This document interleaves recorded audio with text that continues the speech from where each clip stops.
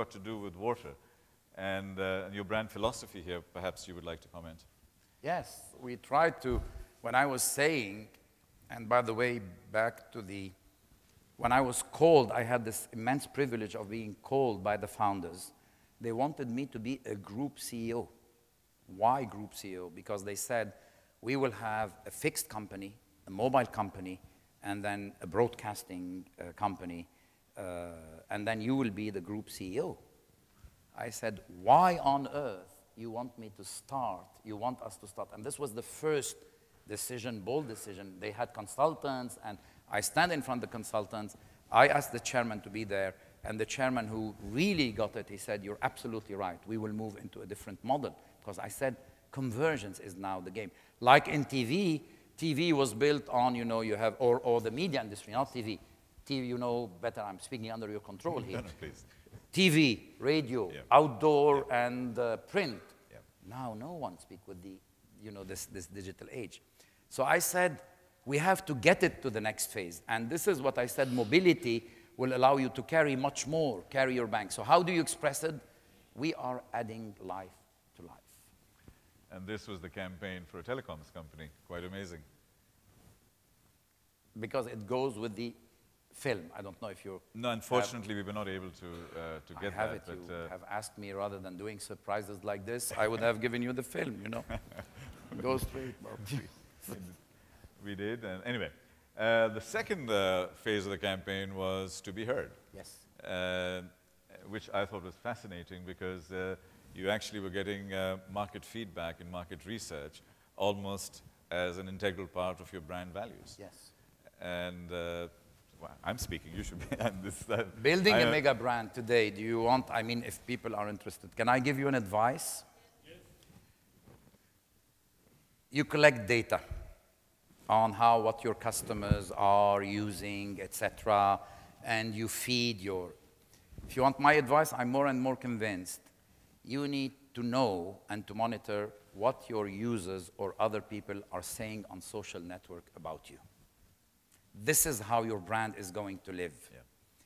Consumers today don't want to hear from us, oh, I want you to use this and I'm selling you this.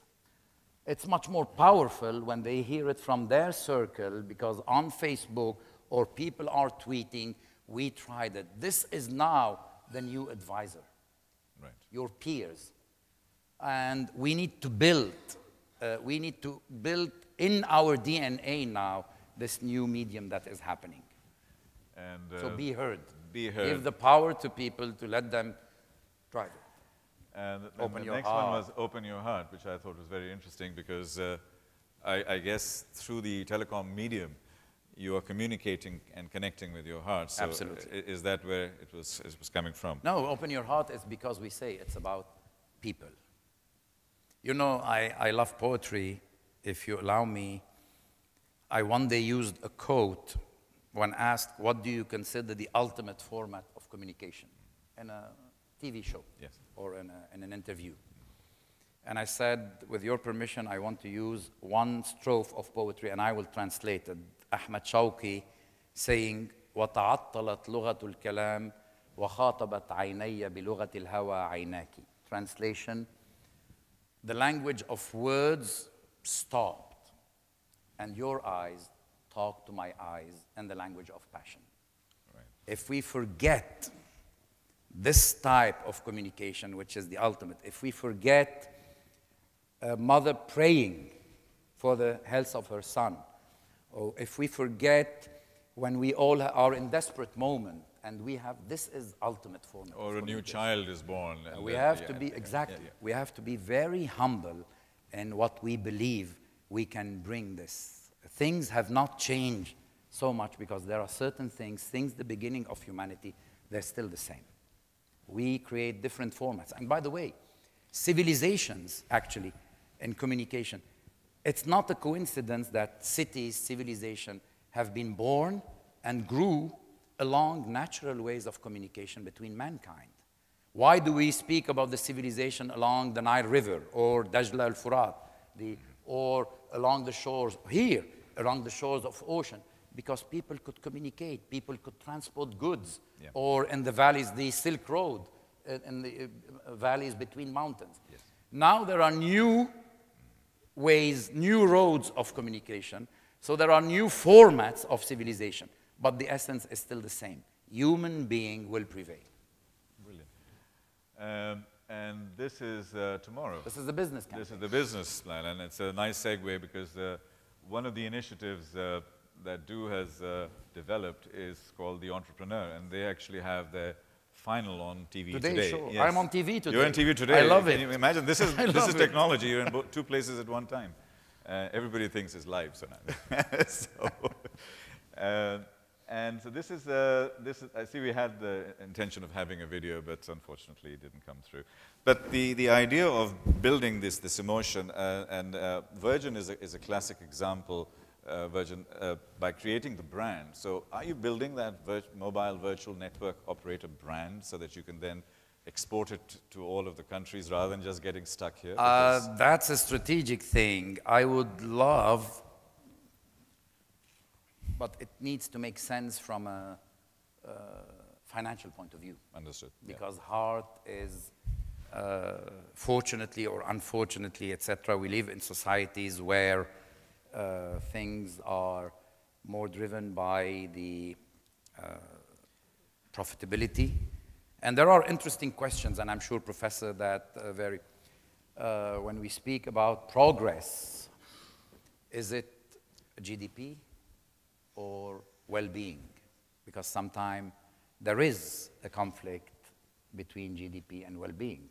The recent example that we saw in the crisis, show us sometimes that economical driven matters are not necessary. So I think I strongly believe, and I feel very refreshed, that capitalism will have to reinvent itself and etc. So this is why, and it's good. It's good that things from time to time are going into this, reshuffling of things.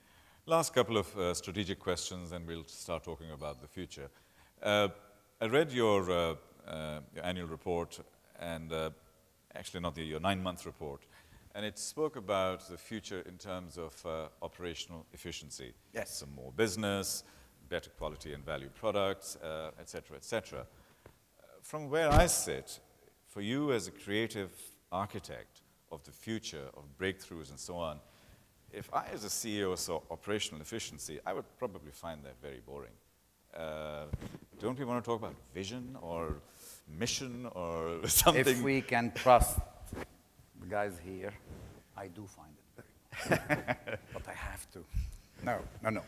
On a serious tone, I have a mandate to my shareholders. Which I totally understand and respect. But I'll give another twist. Yeah. I'll give another twist.